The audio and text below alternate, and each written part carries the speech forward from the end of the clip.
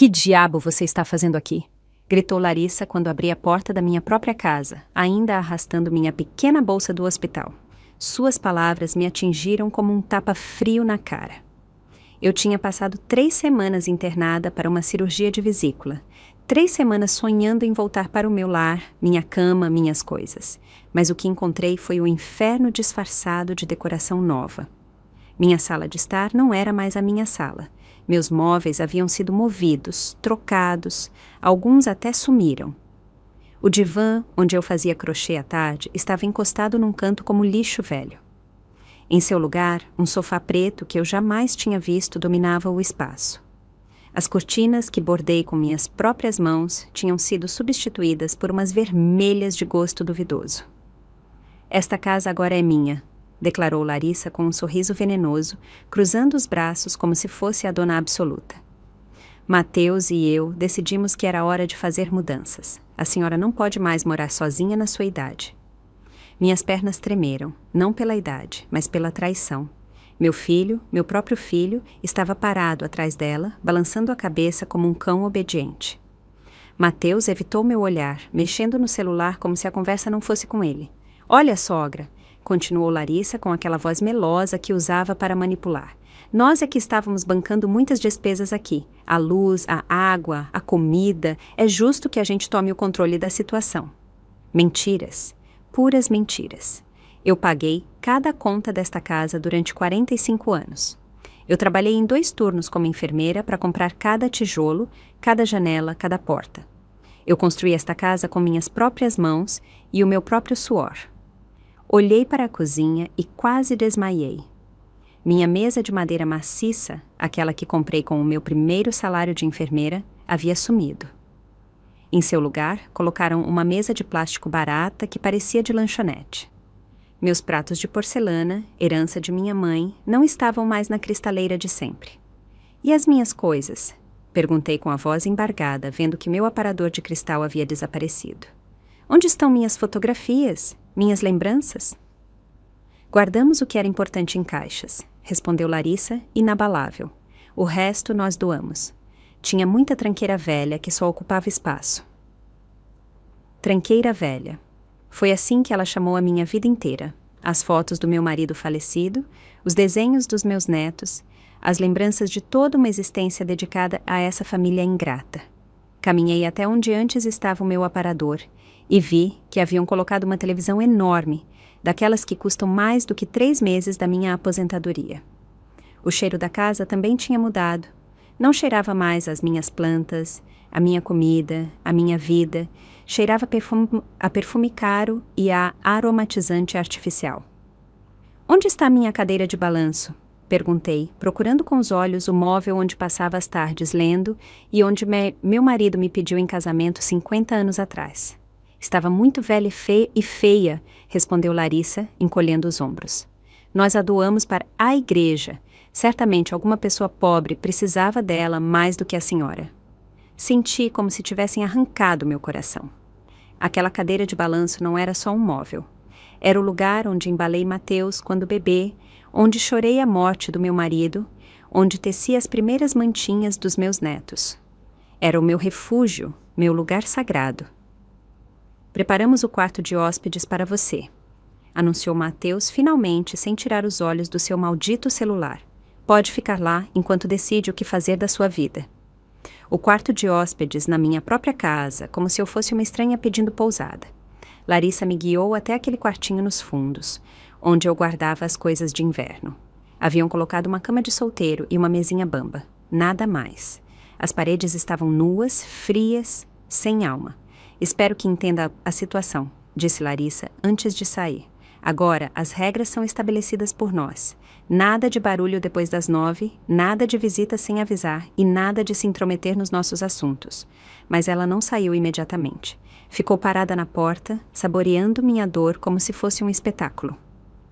Ah, e mais uma coisa, ela acrescentou com um sorriso cruel.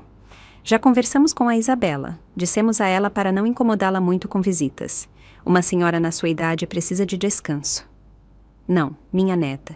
Minha adorada Isabela, a única que realmente me visitava, que me abraçava, que me contava seus segredos. Elas haviam cortado também esse vínculo. E se eu não concordar com as suas regras? Perguntei, encontrando uma força que eu não sabia que tinha. Larissa riu, uma risada fria e calculista. Bom, a senhora sempre pode ir para um asilo, disse. Conheço vários muito bons, claro. São um pouco caros, mas certamente com o que vendermos de algumas das suas coisas velhas, poderíamos pagar por alguns meses. A porta se fechou com um estrondo seco. Fiquei ali, parada no meio daquele quarto que cheirava a mofo e abandono, segurando minha bolsa de hospital como se fosse a única coisa que me restava no mundo. Pela primeira vez em 69 anos de vida, senti-me completamente sozinha, não só fisicamente, mas emocionalmente arrasada.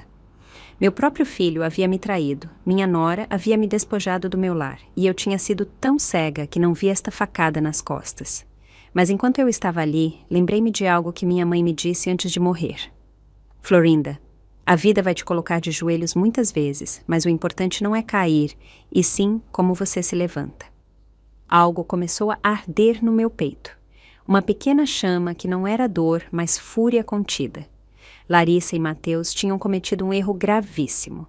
Subestimaram Florinda Souza e estavam prestes a descobrir que não se brinca com uma mulher da minha idade. Sentei-me naquela cama estranha, naquele quarto que não era meu, e pela primeira vez em semanas, sorri. Eles tinham razão em algo. Era hora de fazer mudanças, mas não as mudanças que eles esperavam. Esta era minha casa, meu lar, minha vida, e ninguém, absolutamente ninguém, iria tirar o que construí com tanto sacrifício. Naquela noite, deitada naquela cama que não era minha, olhando para o teto rachado do quarto de hóspedes, as lembranças vieram como uma avalanche. Agora tudo fazia sentido. As peças do quebra-cabeça se encaixavam, uma por uma, formando um padrão que eu tinha sido cega demais para ver. Lembrei-me do aniversário de Mateus no ano passado. Eu tinha preparado sua comida favorita. Aquela feijoada que levava 2 dias para fazer, com todos os ingredientes que comprava com minha pequena aposentadoria. Cheguei à casa dele com a panela fumegante e os olhos brilhando de ilusão. Ai, sogra, que pena! Larissa me disse na porta, sem sequer me convidar para entrar. Nós cancelamos o jantar. Mateus passou mal do estômago. É melhor a senhora ir embora. Mas pela janela pude ver a mesa posta para muitas pessoas. Ouvi risadas e música. Havia uma celebração, só que eu não fui convidada. Voltei para casa com a minha feijoada, fingindo que acreditava na mentira, justificando-os como sempre fazia. Certamente ele ficou doente de repente, eu dizia para mim mesma. Da próxima vez será diferente. Mas não houve próxima vez. Depois veio o Dia das Mães deste ano. Esperei a manhã inteira por uma ligação, uma mensagem, uma visita, nada. Ao meio-dia liguei para o celular de Mateus. Mãe, desculpe, ele disse com a voz apressada. Estamos super ocupados.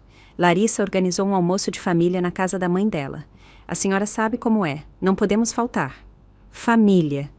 Que palavra dolorosa quando você é excluída dela. Naquela tarde, navegando no Facebook para me distrair, vi as fotos.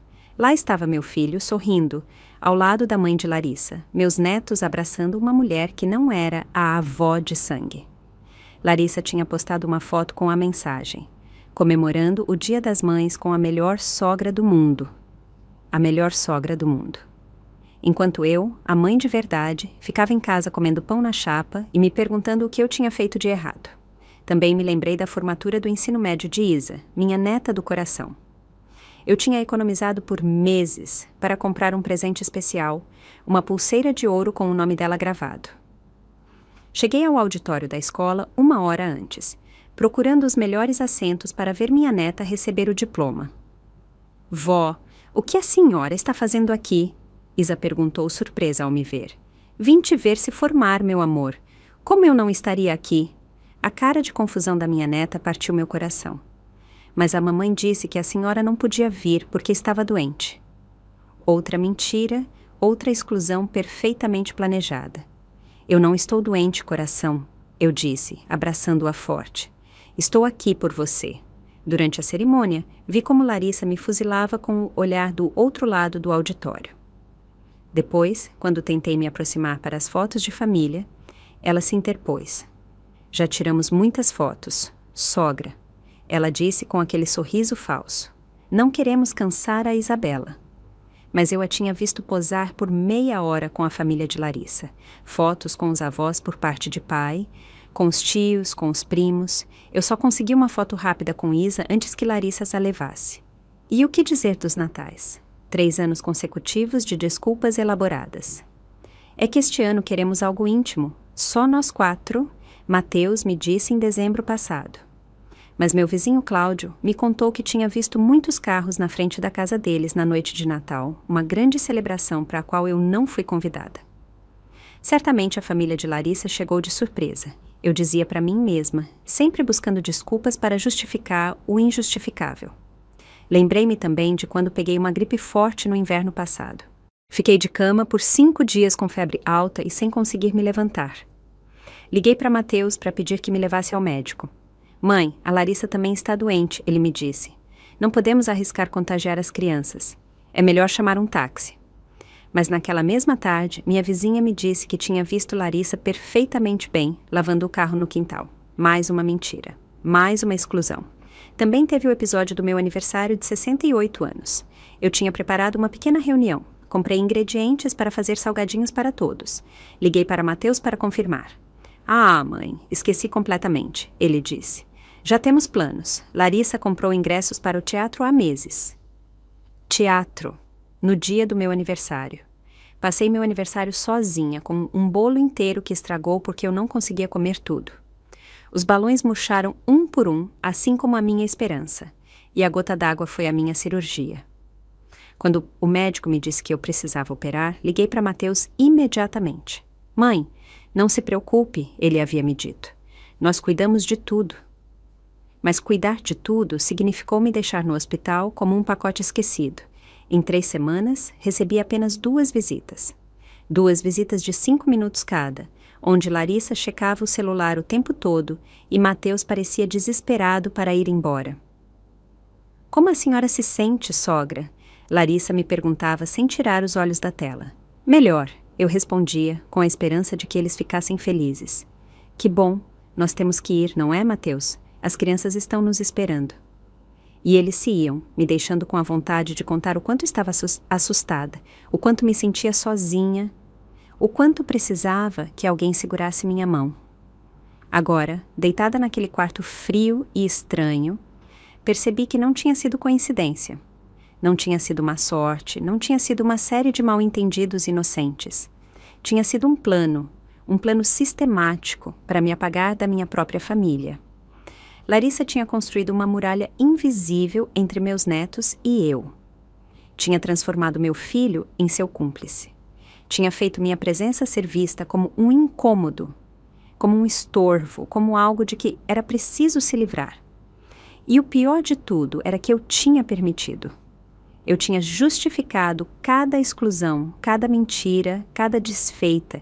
Eu tinha sido a avó compreensiva, a sogra que não se mete, a mãe que não reclama. Mas, não mais. As lágrimas rolaram pelas minhas bochechas, mas não eram lágrimas de autocomiseração. Eram lágrimas de coragem, de uma fúria que tinha estado adormecida por tempo demais. Amanhã eu começaria a reconstruir minha vida. Amanhã eu deixaria de ser a vítima silenciosa dessa mulher manipuladora. Amanhã eu começaria a recuperar o que era meu. Amanheceu, e eu não era mais a mesma mulher que havia entrado naquela casa na noite anterior. Algo fundamental havia mudado dentro de mim durante aquelas horas de insônia e revelações. Não restava mais rastro da Florinda que justificava tudo, que se conformava com as migalhas de carinho que lhe jogavam. Levantei-me às 5 da manhã, como fazia há 50 anos, mas desta vez não foi por costume, foi por determinação. Abri a porta do meu quarto-prisão com cuidado e caminhei pela minha própria casa como uma estranha explorando o território inimigo. Tudo estava em silêncio. Larissa e Mateus dormiam no que antes era meu quarto de casal, na cama onde dei à luz meu filho, onde chorei a morte do meu marido. Mas eu não sentia mais dor por isso, sentia algo muito mais poderoso, clareza.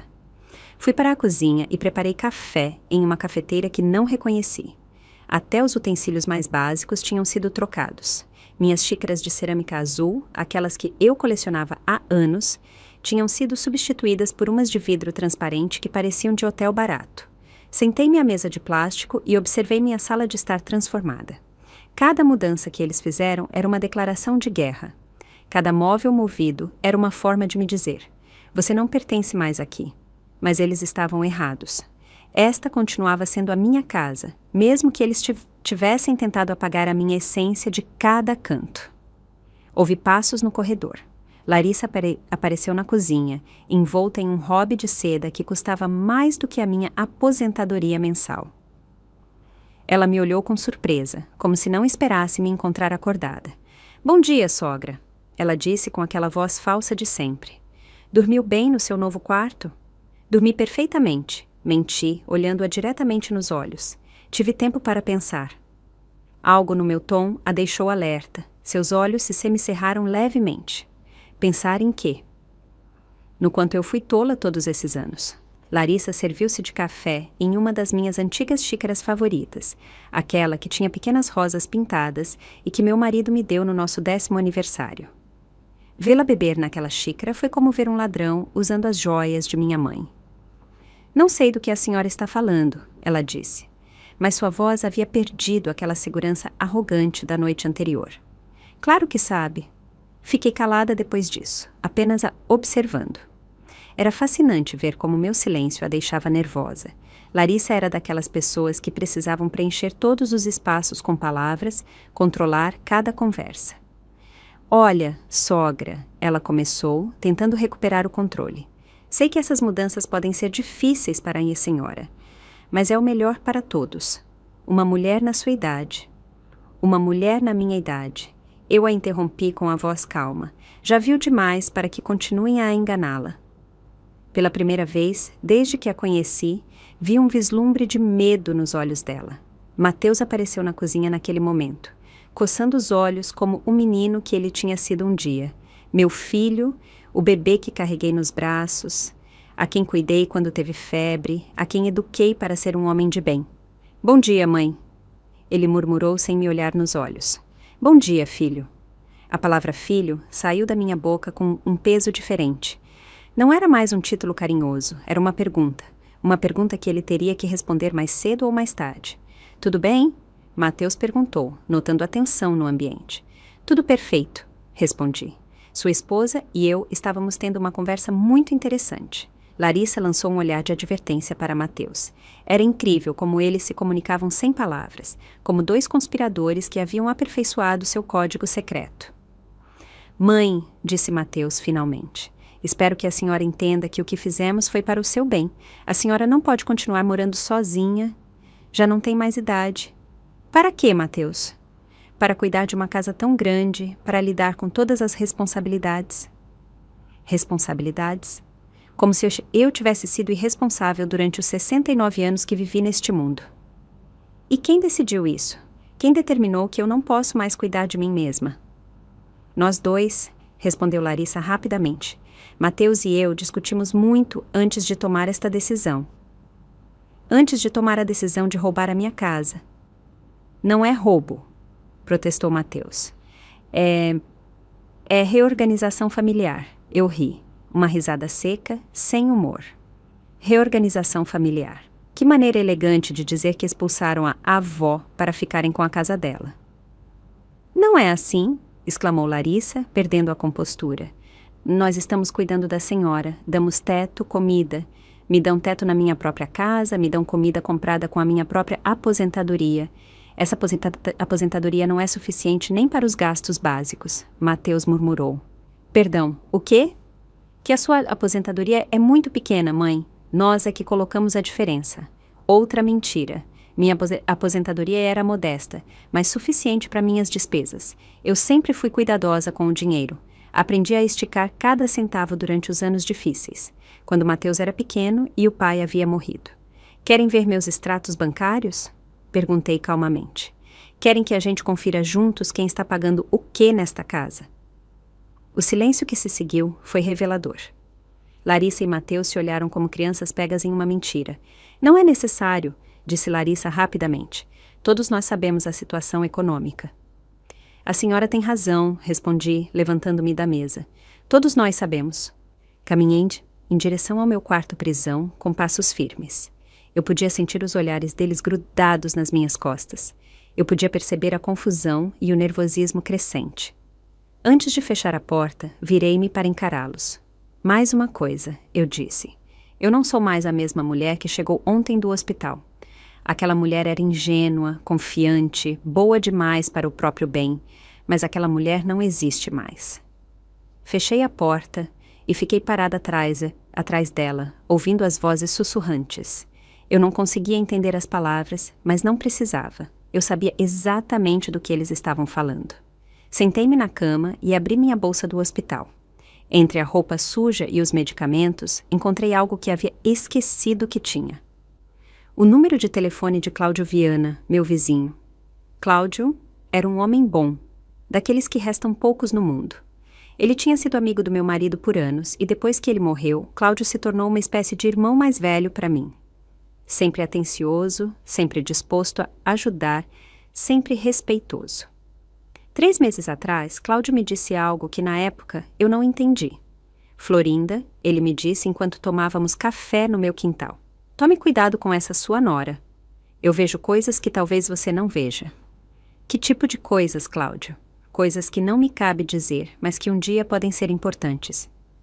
Esse dia havia chegado. Disquei o número dele com dedos trêmulos, não por medo, mas pela antecipação do que estava prestes a descobrir.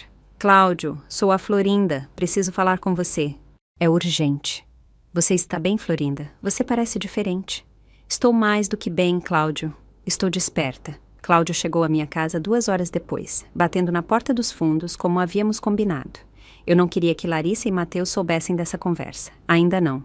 Eu o recebi no pequeno quintal de trás. Aquele canto que, por alguma razão, eles não tinham tocado. Minhas plantas ainda estavam lá. Meus vasos de ervas aromáticas, o pequeno banco onde eu sentava para ler à tarde. Florinda, disse Cláudio com a voz preocupada. Quando você disse que precisava falar comigo, não imaginei que a encontraria vivendo como prisioneira na sua própria casa.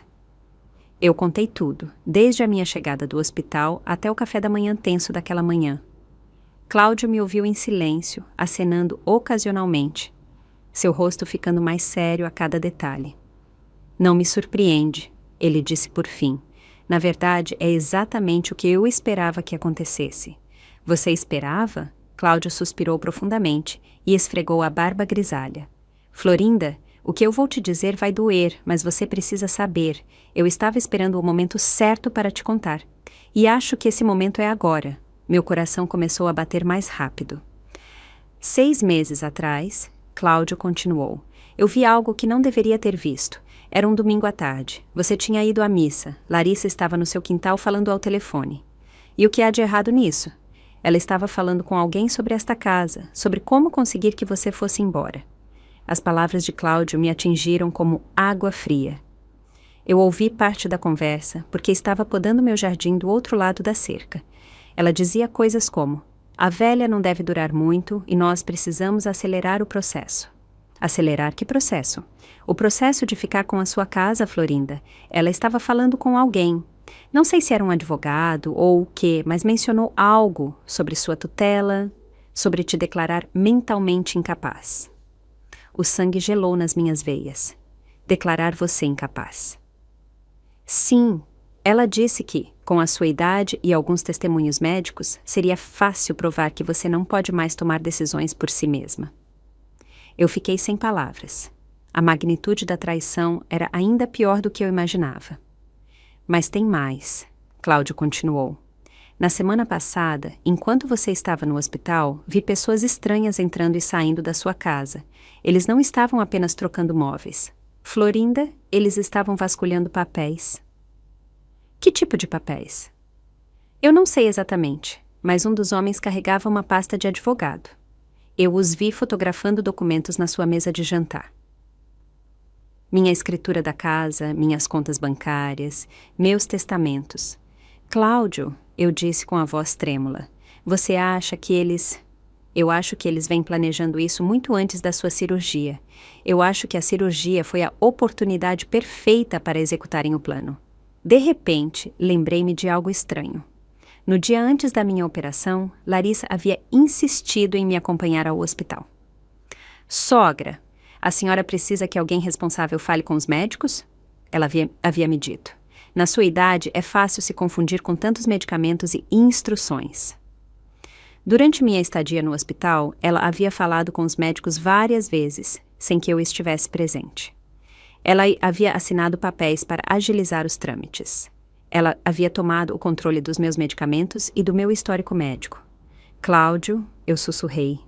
Eu acho que ela tem montado um caso contra mim, reunindo evidências falsas para provar que eu não posso cuidar de mim mesma. É muito provável, ele concordou. E o fato de terem te colocado naquele quartinho, de terem imposto regras na sua própria casa, de terem te isolado dos seus netos, tudo isso são táticas de manipulação.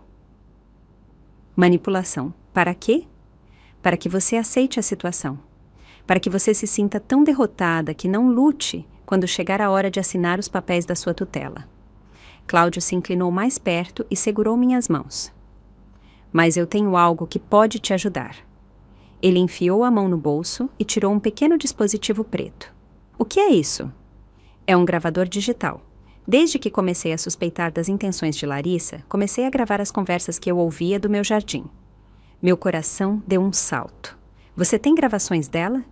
Eu tenho 3 conversas telefônicas onde ela fala especificamente sobre ficar com a sua casa. Em uma delas, ela até menciona que está falsificando alguns documentos médicos.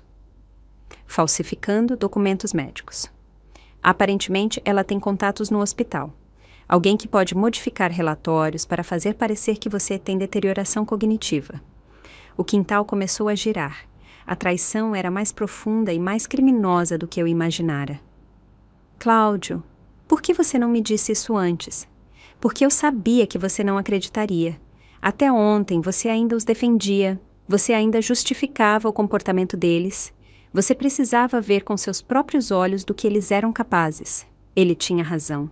Se Cláudio tivesse me contado tudo isso há uma semana, eu teria encontrado 1000 desculpas para Larissa e Mateus. Além disso, ele continuou, eu precisava de mais evidências. Não bastava a minha palavra contra essa deles. E agora você tem evidências suficientes. Cláudio sorriu pela primeira vez desde que havia chegado. Eu tenho algo melhor do que evidências, Florinda. Eu tenho um aliado. Um aliado? Você se lembra do Ricardo Guimarães, o advogado que cuidou do caso da herança da sua irmã? Claro que eu me lembrava. Ricardo era um homem íntegro, daqueles advogados antigos que ainda acreditavam na justiça. Ricardo é meu primo, disse Cláudio. Eu contei a ele tudo o que estava acontecendo, e ele tem investigado por conta própria. Investigando o quê? Os movimentos financeiros de Larissa, seus antecedentes legais, seus relacionamentos. Cláudio fez uma pausa dramática. Florinda, Larissa não é quem diz ser. O que você quer dizer? O nome real dela é Larissa Mendes, mas antes ela se chamava Larissa Nunes. Ela mudou o sobrenome 10 anos atrás. Por que ela mudaria o sobrenome? Porque ela estava fugindo de acusações de fraude em Salvador. Larissa já tinha feito isso antes, Florinda. Ela já tinha aplicado golpes em outros idosos. O mundo parou ao meu redor. Tudo começou a fazer um sentido terrível. Tem mais, continuou Cláudio. Ricardo encontrou pelo menos 3 casos semelhantes em Salvador e Curitiba. Larissa se casa com homens que têm mães idosas com propriedades. Em seguida, ela sistematicamente as isola, as manipula e as despoja dos seus bens. E o que acontece com essas mulheres depois? Cláudio me olhou com profunda tristeza. 2 delas acabaram em clínicas psiquiátricas. Uma morreu sozinha, sem família. As lágrimas começaram a rolar pelo meu rosto, mas não eram lágrimas de tristeza. Eram lágrimas de pura fúria. Cláudio, eu disse com a voz firme, eu preciso ver o Ricardo. Eu preciso ver todas essas evidências. Eu imaginei, ele respondeu. Ricardo está te esperando no escritório dele esta tarde. Podemos ir juntos. E se Larissa e Mateus perguntarem onde você está, diremos que você foi ao médico para um controle pós-operatório e que eu te acompanhei porque sou seu vizinho responsável. Levantei-me do banco com uma energia que não sentia há anos. Cláudio, você acha que podemos pará-la? Florinda, ele disse com um sorriso feroz. Não só podemos pará-la, podemos destruí-la. Pela primeira vez em meses, eu sorri de verdade. A guerra havia começado.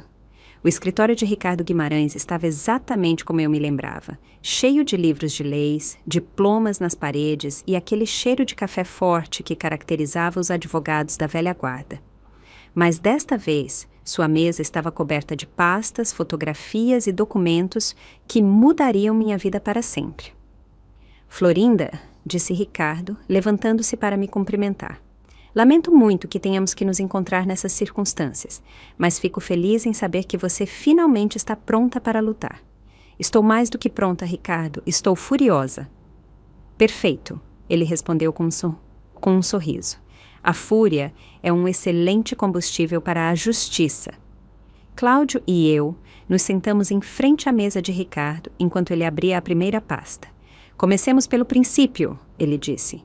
Larissa Nunes, atualmente conhecida como Larissa Souza, nasceu em Salvador, em 1985. Ela mudou legalmente de nome 3 vezes nos últimos 15 anos. Ele me mostrou uma série de documentos oficiais, certidões de nascimento, mudanças de nome, registros civis. Por que tantas mudanças de nome? Porque toda vez que ela termina de aplicar um golpe em uma família, ela precisa começar com uma identidade limpa. Ricardo abriu uma segunda pasta. Caso número 1, Maria Estela Santos, viúva de 72 anos em Salvador. Larissa se casou com o filho dela, Roberto, em 2019.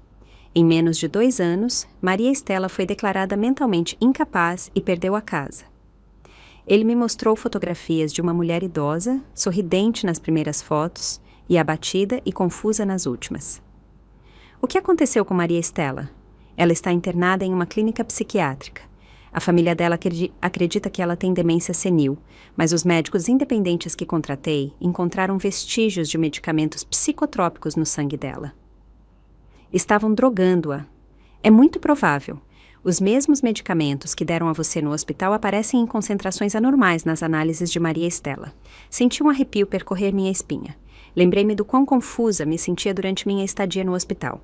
O quão difícil era me concentrar, como Larissa sempre insistia em me dar meus comprimidos pessoalmente.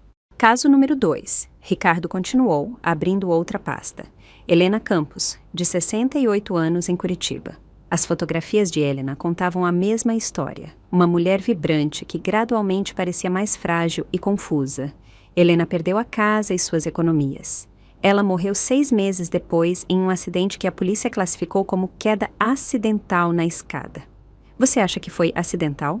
Eu acho que a Helena sabia demais e se tornou um problema. Ricardo fechou aquela pasta e abriu uma terceira.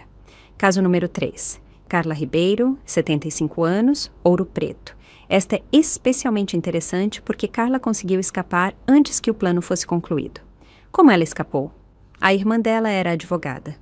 Quando começou a suspeitar, contratou um detetive particular. Ele me mostrou fotografias de uma idosa fugindo de uma casa com uma pequena mala, ajudada por uma mulher mais jovem. Carla está viva e bem, morando com a irmã nos Estados Unidos, mas perdeu todo o seu patrimônio no Brasil.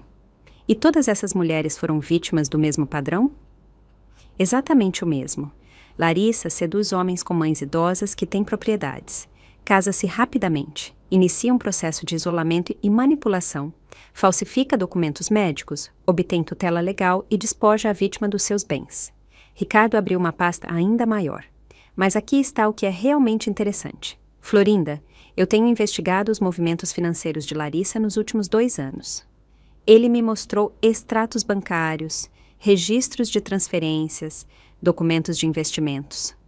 Larissa movimentou mais de 2 milhões de reais nos últimos 2 anos, dinheiro que ela não pode justificar com nenhum trabalho legítimo. De onde saiu esse dinheiro? Da venda das propriedades das vítimas anteriores. Maria Estela tinha uma casa avaliada em 800 mil reais. Helena tinha propriedades no valor de 1.200.000 reais. Todo esse dinheiro desapareceu. Cláudio se inclinou para a frente. Ricardo, mostre a ela as fotografias que você tirou. Ricardo sorriu e abriu uma pasta final. Isto é o que Cláudio me pediu para investigar especificamente. Dentro havia fotografias tiradas com teleobjetiva. Larissa entrando e saindo de escritórios de advogados. Larissa se reunindo com homens de terno que eu não reconhecia. Larissa entregando documentos em repartições do governo. Essas fotos foram tiradas durante as 3 semanas em que a senhora esteve no hospital, Ricardo me explicou. Larissa estava muito ocupada, executando a fase final do plano dela. Que fase final? Olhe isto. Ele me mostrou cópias de documentos oficiais.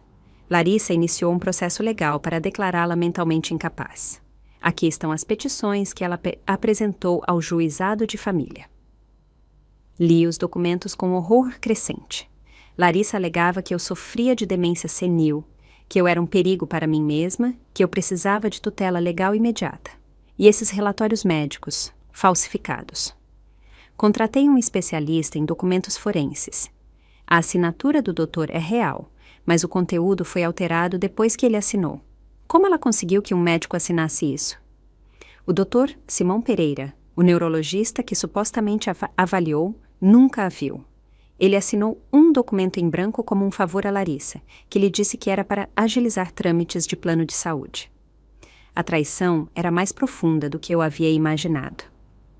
Florinda, disse Ricardo, se não tivéssemos intervindo, em mais 2 semanas, você teria sido legalmente declarada incapaz. Larissa teria obtido tutela completa sobre você e seus bens. E depois? Depois você teria terminado como Maria Estela, em um asilo, drogada e confusa, enquanto Larissa vendia sua casa e ficava com tudo. Cláudio segurou minha mão. Mas agora temos todas as evidências de que precisamos para pará-la. Que tipo de evidência? Ricardo começou a enumerar. Gravações de áudio, onde Larissa discute o plano dela, documentos falsificados, evidências de fraude financeira, testemunhos das vítimas anteriores, registros bancários que mostram a lavagem de dinheiro. E isso é suficiente para mandá-la para a cadeia? É suficiente para mandá-la para a cadeia por muito tempo. Estamos falando de fraude, falsificação de documentos, abuso de idosos e possível homicídio. Homicídio. O caso de Helena Campos. Tenho evidências que sugerem que a morte dela não foi acidental. Ricardo fechou todas as pastas e olhou diretamente nos meus olhos. Florinda, você tem 2 opções. Podemos ir diretamente à polícia com todas essas evidências e prender Larissa imediatamente. Qual é a segunda opção? Podemos armar uma cilada, fazer Larissa se incriminar, gravar uma confissão completa que não só a mande para a cadeia, mas que nos ajude a recuperar o dinheiro de todas as vítimas dela. Cláudio concordou vigorosamente. Eu voto pela cilada. Essa mulher precisa pagar por tudo o que fez. O que eu teria que fazer? Fingir que você ainda é a vítima indefesa, fazer Larissa acreditar que ela ganhou e quando ela estiver completamente confiante, quando estiver pronta para dar o golpe final... Nós a destruímos, completei a frase. Exatamente. Fiquei em silêncio por um momento, processando toda a informação. Larissa tinha planejado roubar não apenas a minha casa, mas a minha liberdade, a minha dignidade, possivelmente a minha vida. Ricardo, eu disse por fim, quanto tempo você precisa para preparar a cilada? 1 semana, talvez 2? E enquanto isso, o que eu faço? Você volta para casa e age como se nada tivesse acontecido. Deixe-a pensar que está ganhando.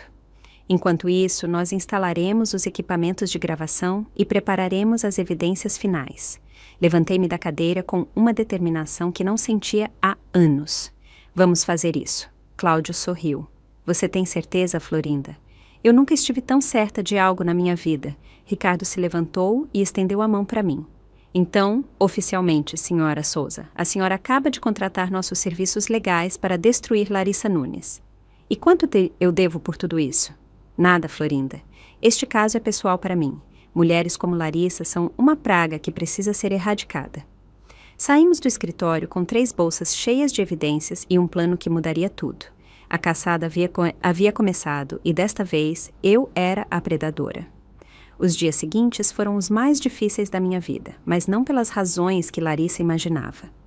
Toda manhã eu me levantava e tinha que atuar como a avó derrotada e confusa que ela esperava ver. Cada sorriso falso que eu lhe dava, cada sim, você tem razão, que eu pronunciava, cada momento da minha falsa submissão me queimava por dentro como ácido. Mas era necessário. Ricardo tinha sido claro. Larissa precisava se sentir completamente segura para cometer o erro final que a afundaria para sempre. Durante o dia, enquanto eles saíam para trabalhar, Cláudio vinha discretamente à minha casa. Trouxemos técnicos especializados que instalaram microfones invisíveis na sala, na cozinha e na copa, câmeras minúsculas que pareciam simples enfeites. Minha casa se transformou em uma armadilha tecnológica perfeita. Tudo está conectado a um sistema de gravação na minha casa, Cláudio me explicou. Cada palavra que eles disserem será registrada em alta definição. Ricardo também havia instalado um aplicativo especial no meu celular. Se você apertar este botão, ele me mostrou um ícone discreto. Imediatamente ativamos uma gravação de emergência que é enviada para o meu escritório e para a polícia. Mas a parte mais difícil não era a tecnologia, era manter a atuação. Larissa, eu disse uma manhã enquanto tomávamos café. Eu andei pensando no que você me disse sobre o asilo. Os olhos dela se iluminaram como os de um tubarão que sente cheiro de sangue. Ah, sogra, e o que a senhora pensou? Talvez você tenha razão, talvez eu não possa mais cuidar de mim mesma. Era repugnante ver a satisfação no rosto dela. Fico muito feliz que a senhora veja as coisas assim. Eu sei de um lugar muito bonito, muito tranquilo. As enfermeiras são muito gentis. Como se chama esse lugar? Clínica Bem-Estar. É um pouquinho cara, mas não se preocupe com isso. Nós cuidaremos de todas as despesas. Clínica Bem-Estar, o mesmo asilo onde haviam internado Maria Estela. E quando poderíamos visitá-lo? Bom, disse Larissa, tentando conter a emoção. Poderíamos ir nesta mesma semana. Na verdade, eu já falei com eles. Eles têm um espaço disponível. Claro que ela já tinha falado com eles. E o que aconteceria com as minhas coisas? Com os meus remédios? Não se preocupe com nada disso, sogra. Eu cuidarei de todos esses detalhes. A senhora só precisa assinar alguns papelzinhos para que eu possa lhe ajudar melhor. Papelzinhos? Os documentos de tutela que me transformariam em prisioneira legal dela. Que tipo de papelzinhos? Nada complicado, apenas autorizações para que eu possa gerenciar suas contas bancárias, sua aposentadoria, a venda da casa. Vão vender a casa? Ah, sogra! Uma casa tão grande e vazia não faz sentido. É melhor vender e usar esse dinheiro para o seu cuidado no asilo, para o cuidado dela na conta bancária pessoal. Parece muito razoável, eu disse, embora cada palavra me doesse como uma facada. Naquela noite, Larissa e Mateus celebraram. Eu os ouvi do meu quarto rindo e brindando com vinho caro. Já estamos quase no fim, ouvi Larissa dizer. Amanhã levamos a velha para conhecer o asilo. Depois de amanhã, assinamos os papéis de tutela e na próxima semana estamos livres. Livres de quê? Perguntou Mateus. Da sua mãe, seu idiota. Não vamos mais precisar fingir que nos importamos. Meu próprio filho riu. Riu da ideia de se livrar de mim, mas eu também tinha motivos para celebrar. Cada palavra que eles diziam estava sendo gravada em alta definição. No dia seguinte, fui com eles à Clínica Bem-Estar. Era exatamente o que eu esperava. Um lugar frio, impessoal, que cheirava a desinfetante e desesperança. Os pacientes que vi eram fantasmas de pessoas, sentados em cadeiras de rodas olhando para o nada. O que a senhora achou, sogra? Larissa me perguntou enquanto caminhávamos pelos corredores. Parece muito tranquilo. Exato. Aqui a senhora não terá que se preocupar com nada. As enfermeiras cuidam de tudo. Conheci a diretora, uma mulher chamada Tânia Alves, que claramente já havia conversado com Larissa antes. Senhora Souza, ela me disse com a voz profissional, mas fria.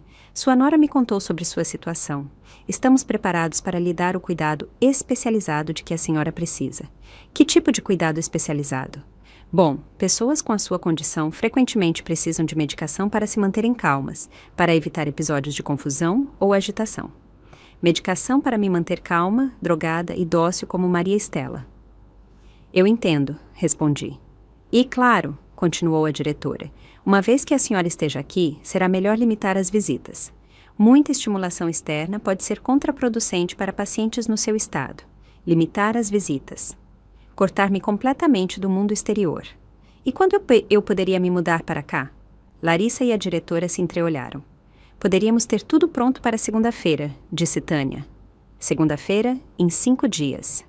Perfeito, respondi com a voz mais fraca que consegui fingir.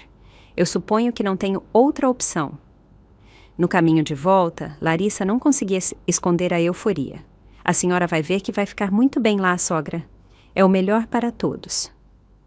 Sim, eu disse, olhando pela janela. O melhor para todos.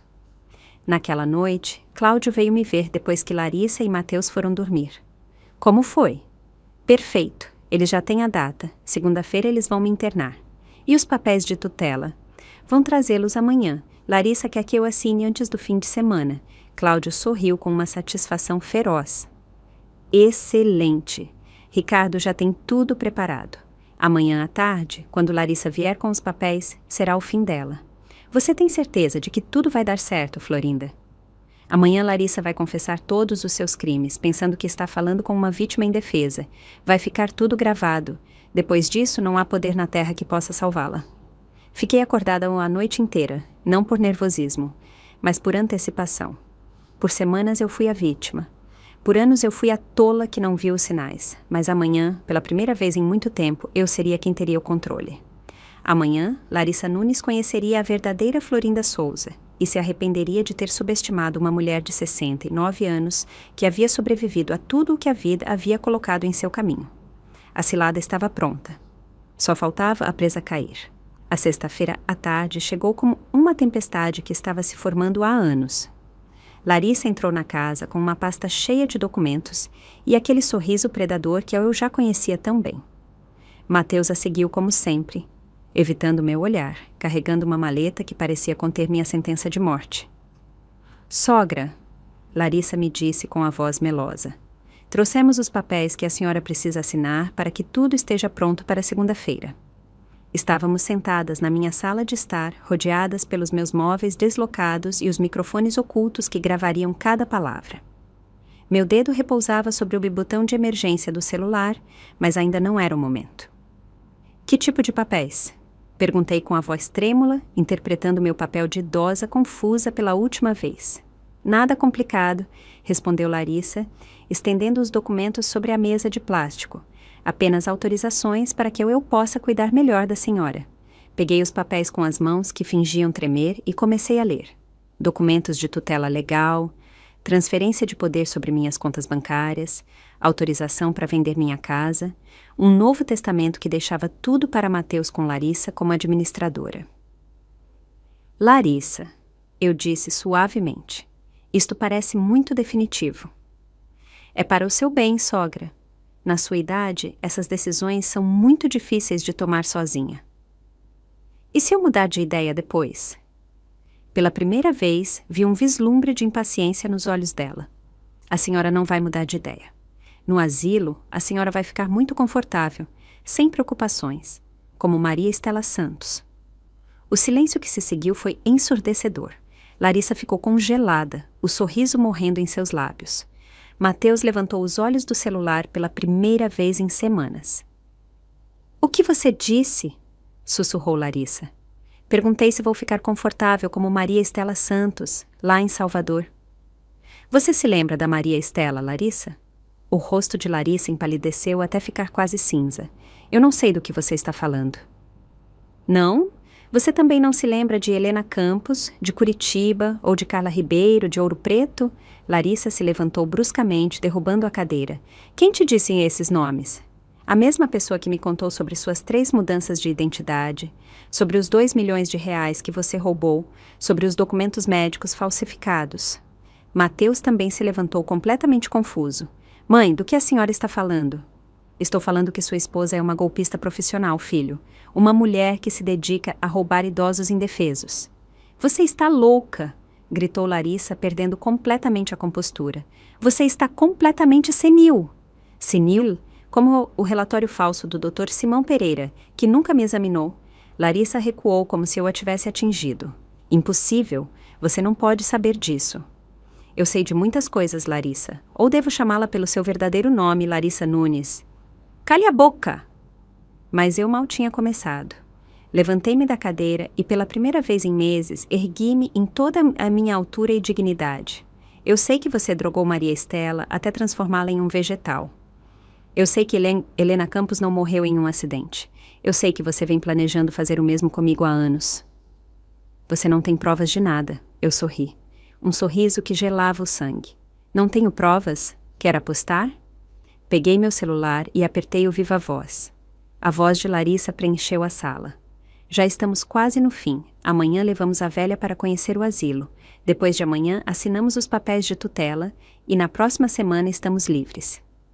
O rosto de Larissa se desfez completamente. Como?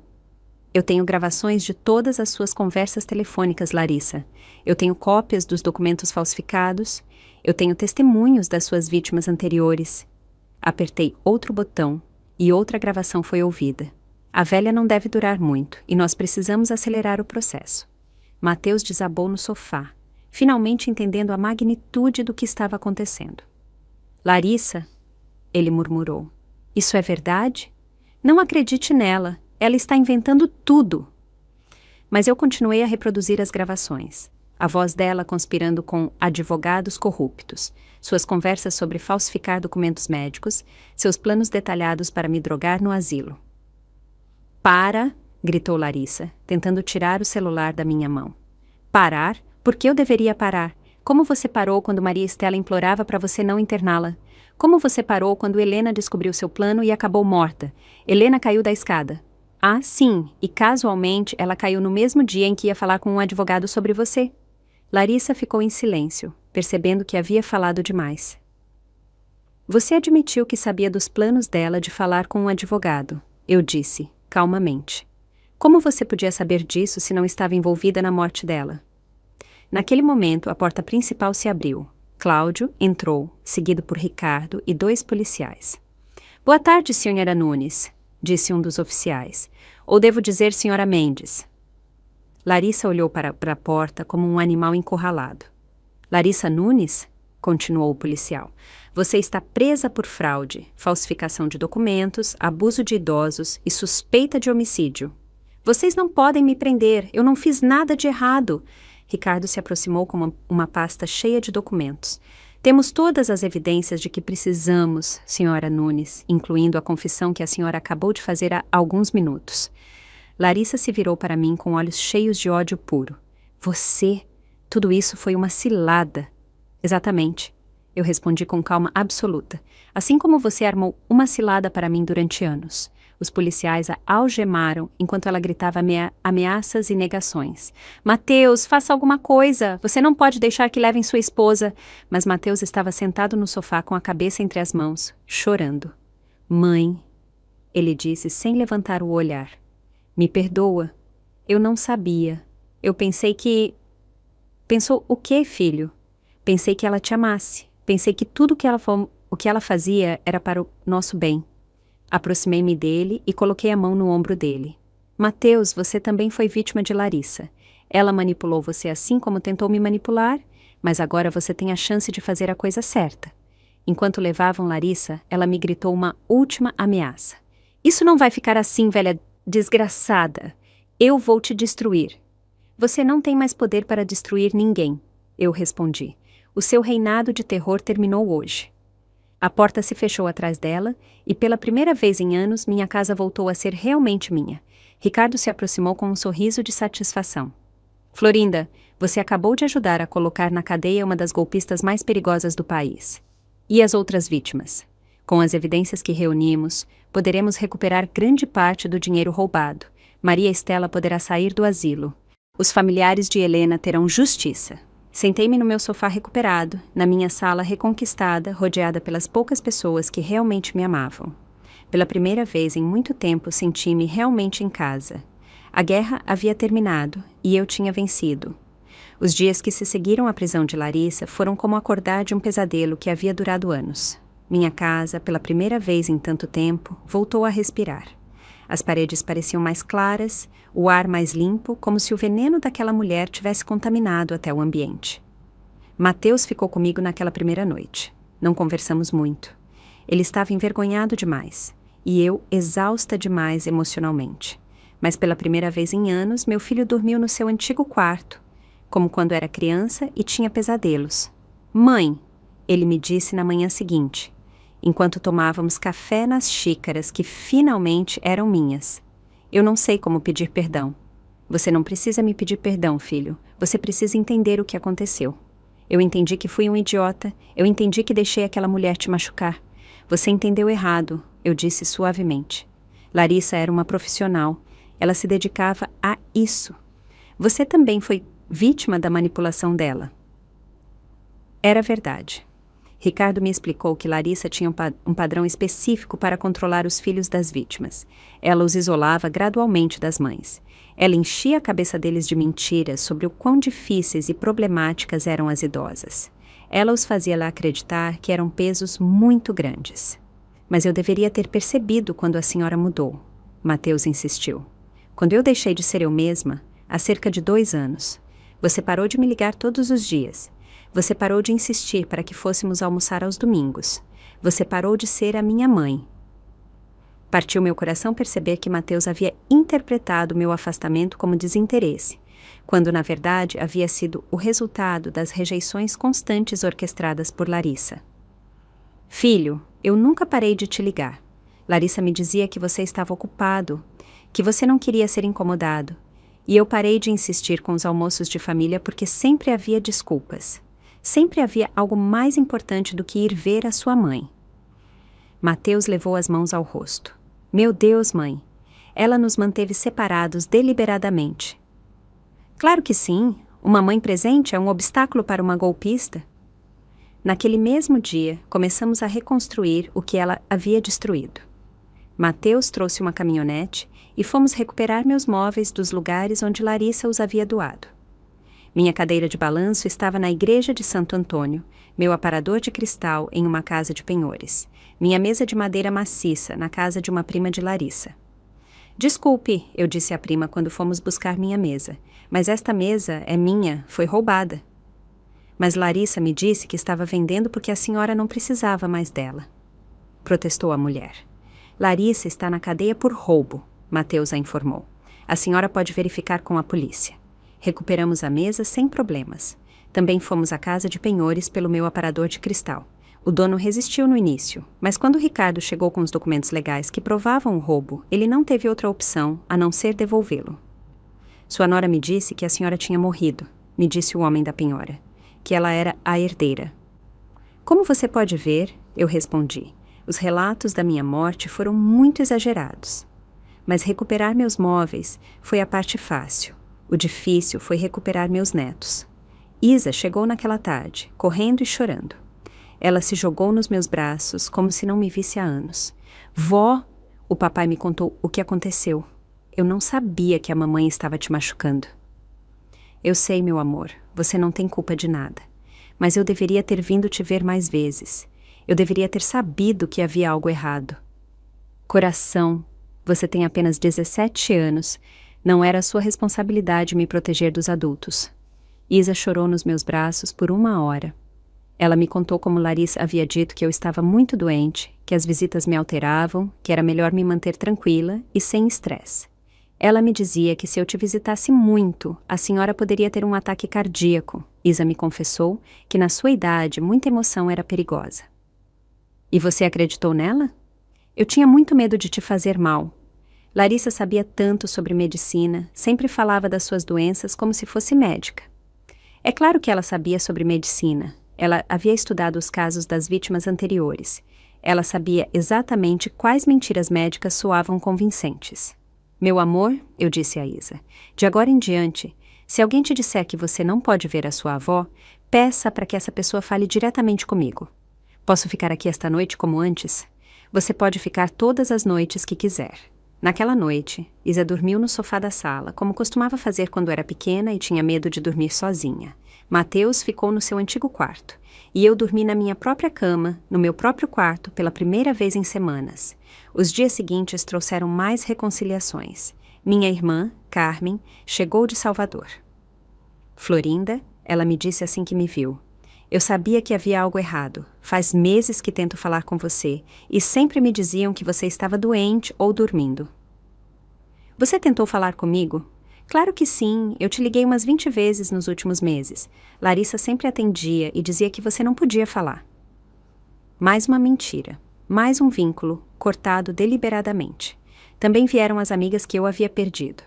Paola, minha colega do crochê. Nicole, minha vizinha de longa data. Elas também tentaram me contatar e sempre recebiam desculpas de Larissa. Pensamos que você não queria mais nos ver, Paola me disse, que tinha se tornado muito seletiva com suas amizades. Seletiva? Larissa nos disse que você preferia ficar sozinha, que as visitas te cansavam muito. Pouco a pouco, todas as mentiras de Larissa vieram à tona.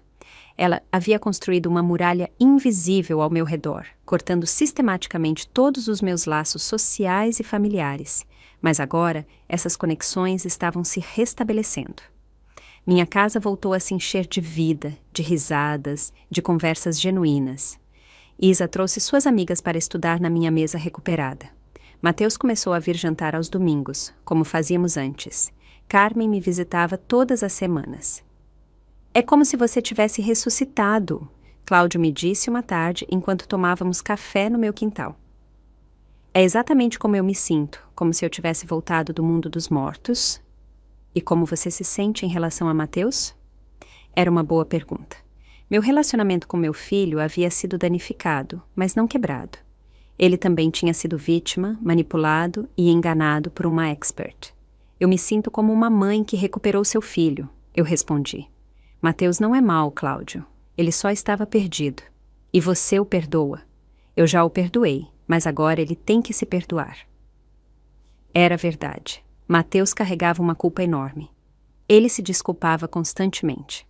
Tentava compensar anos de negligência em poucas semanas, mas eu sabia que a cura levaria tempo. Uma noite, enquanto jantávamos juntos pela primeira vez em anos, Mateus me perguntou: Mãe, a senhora acha que um dia eu poderei recuperar o seu respeito? Filho, eu disse, segurando a mão dele, você nunca perdeu meu respeito. Você perdeu seu caminho, mas eu nunca deixei de ser sua mãe, nem você deixou de ser meu filho. Naquela noite, ele chorou como eu não o via chorar desde criança, mas eram lágrimas de cura, lágrimas que lavavam anos de manipulação e mentiras. Minha casa voltou a ser um lar, minha família voltou a ser uma família e eu voltei a ser eu mesma.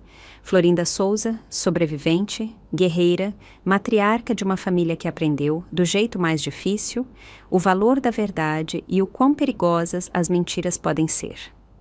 A reconstrução havia começado e desta vez ninguém iria pará-la. 6 meses após o dia que mudou minha vida para sempre, eu me encontro sentada na minha cadeira de balanço recuperada, na minha sala restaurada, vendo Isa estudar na minha mesa de madeira maciça, enquanto o sol da tarde entra pelas cortinas que eu mesma bordei.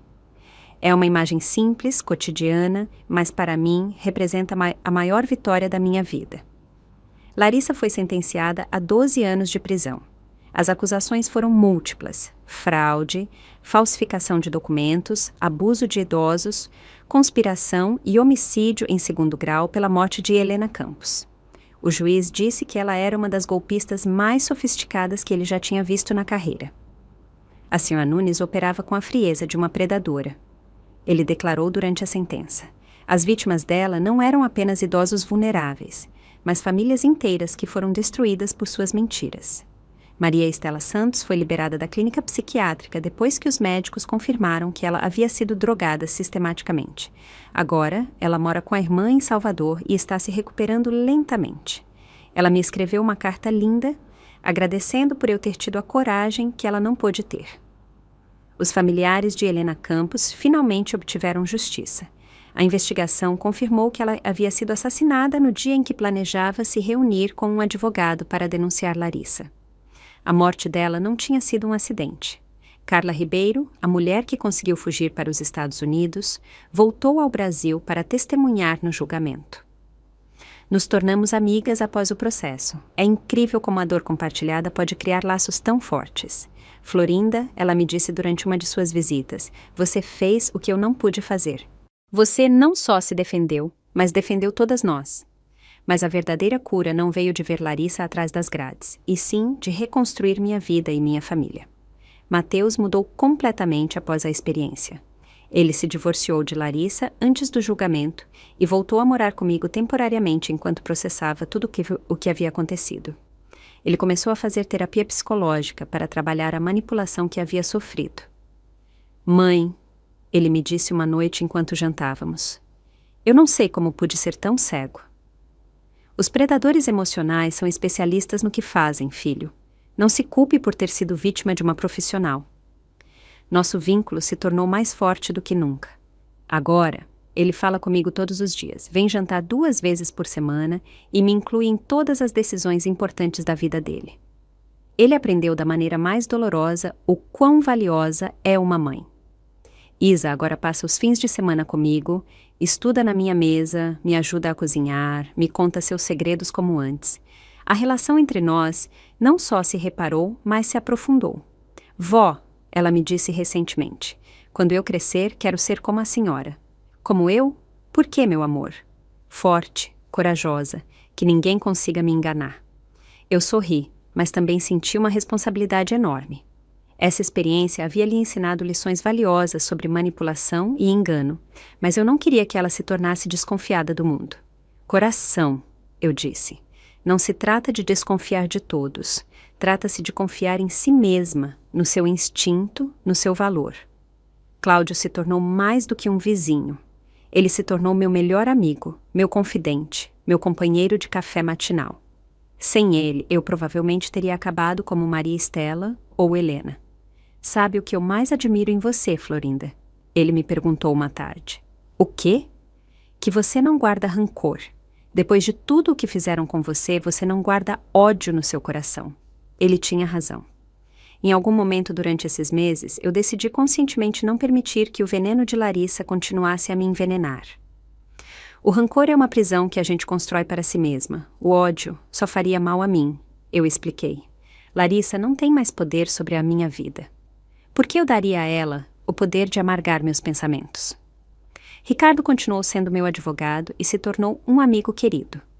Graças a ele, recuperei todo o meu dinheiro e ainda ganhei um processo civil contra Larissa que me compensou pelos danos emocionais. Mas mais importante do que o dinheiro foi a justiça. Florinda, ele me disse após o julgamento, o seu caso vai servir para proteger outros idosos. Já estão sendo propostas novas leis baseadas no que aconteceu com a senhora. Isso me encheu de orgulho.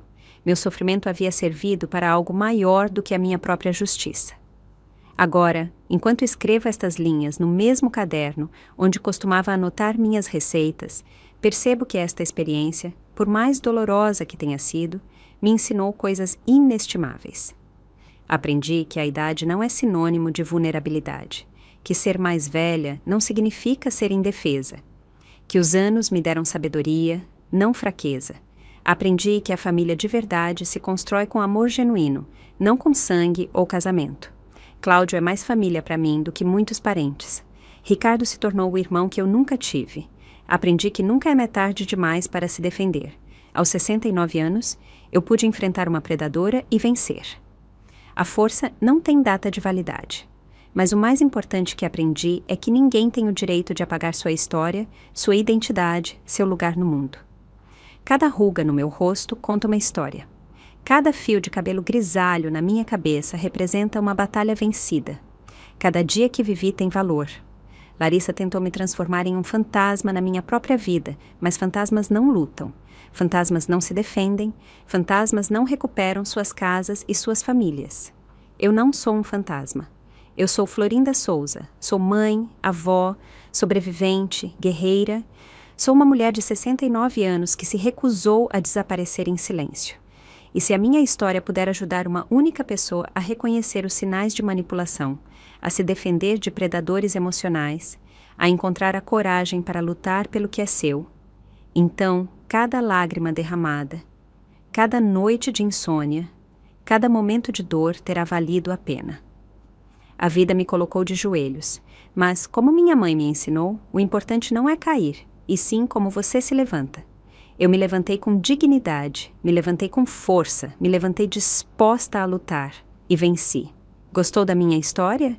Se assistiu até o fim, comenta 1. Se curtiu, pode me apoiar dando like no vídeo ou mandando uma pequena doação. No meu canal tem várias outras histórias de vida como essa.